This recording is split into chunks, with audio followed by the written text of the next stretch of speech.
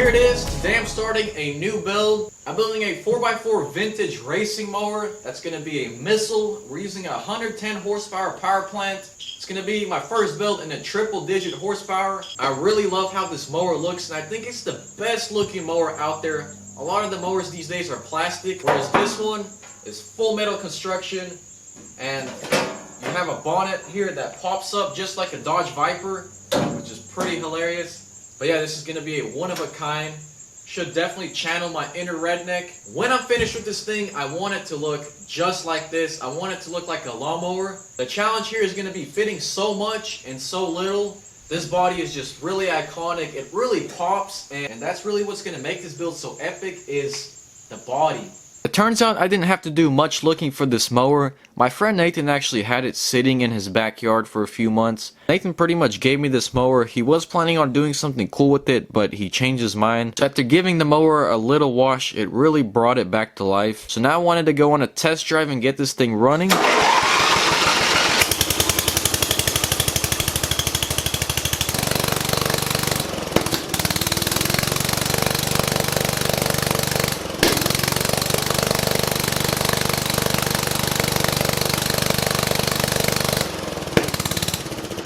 So yeah, I actually got this thing running, and now we're going to go ahead and do just a little rip.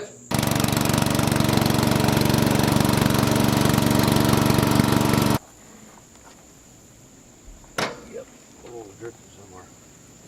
Yeah, I just wanted to see if this thing was running. It runs. Not very fast.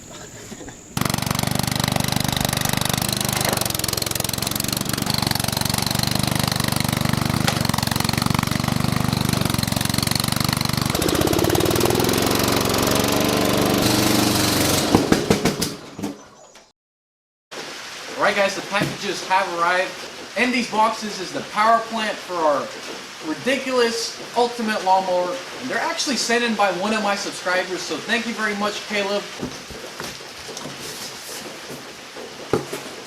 Oh boy. That is some serious pipage right there, guys. I think that's the biggest pipe I've ever seen. Might have to put this on the mini bike. Pipe number 2 right there. Here is our secondary pulley. Man, this thing is beefy. Got our oil tank. And this guy even sent us a reverse gearbox. How awesome is that? So there's all the electrical, and he even included the dash, which is pretty cool. Okay, we saved the best for last. We got another oil tank. Now that is a motor, guys. Woo! No way.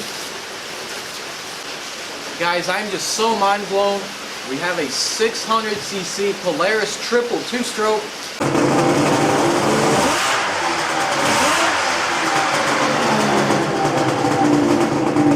So here it is, guys, the 2-stroke Polaris triplet motor.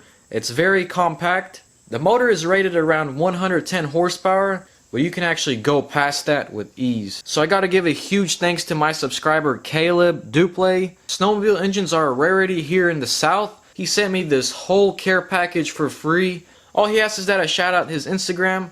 So if you have an Instagram, check him out, show him some love.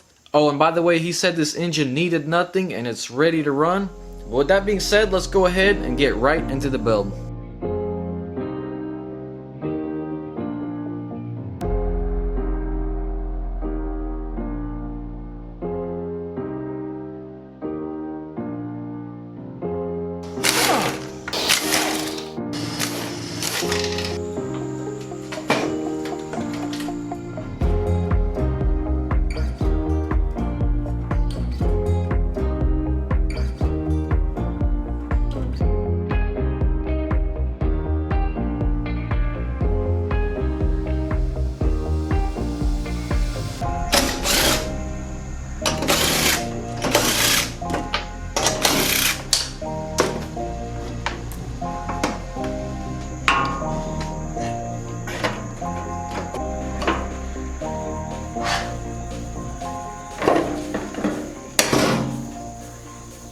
Bam!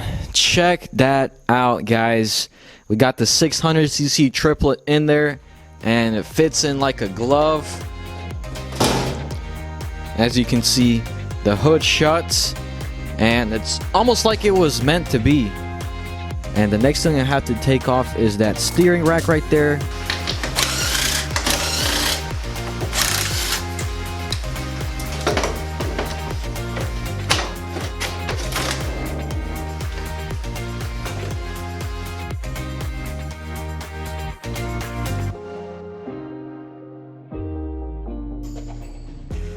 So there you go, guys, the two engines side by side. This one has 11 horsepower and this one has 111 horsepower. So it's time to start designing and making our frame rails, and all the sheet metal has to go because we'll be running gearboxes, belts, chains, drive shafts. So what I'm gonna do is I'm gonna cut at this seam right here and build my own frame rails from there out of rectangular tubing. So I'm gonna go ahead and bust out the plasma cutter, cut out the sheet metal, and then we'll be good to go. I'm gonna try not to be too greedy and just take my time.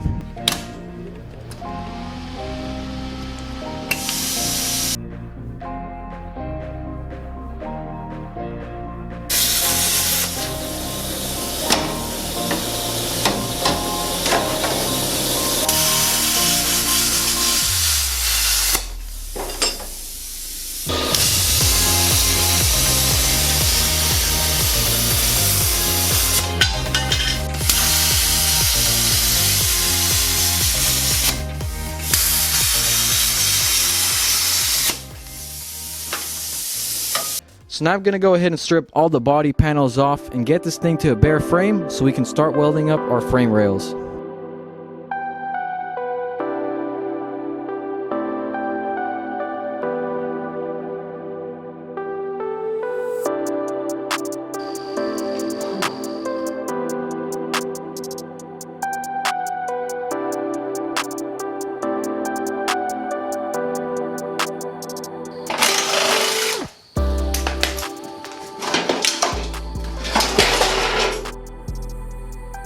Okay guys, so there is our frame.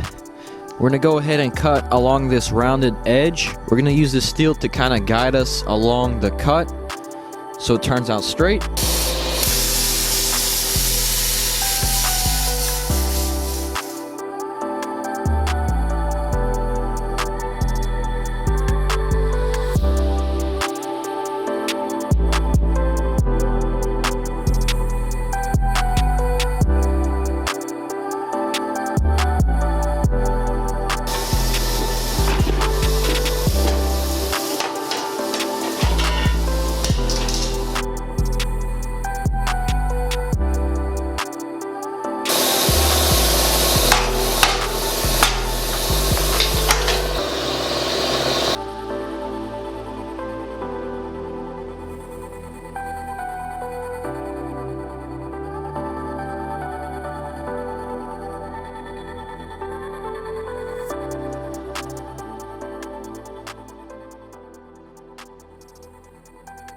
So for the frame rails, I'm using 11 gauge rectangular tubing.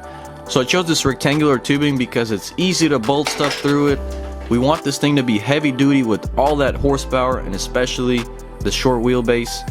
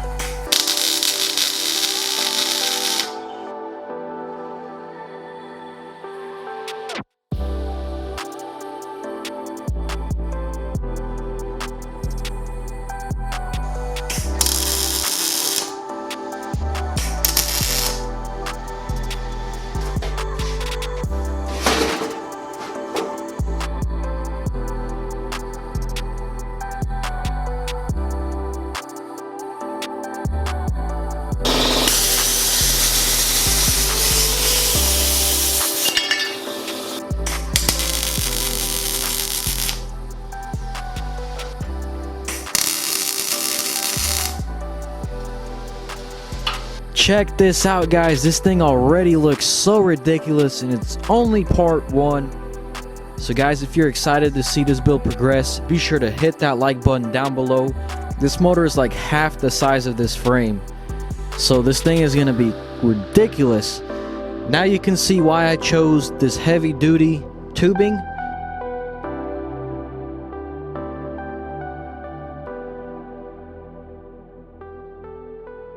So guys, here's where I need your input. The question is, do I turn it more into a mud bogger with big tires, or do I stick on the smaller side with tires and make it more all-purpose, all-terrain, and make it actually handle good with sway bars? So let me know in the comments what you think about that. The smallest rim I'm going to be able to run is a 10-inch rim, and the smallest tire I can run on a 10-inch rim is a 21-inch tire.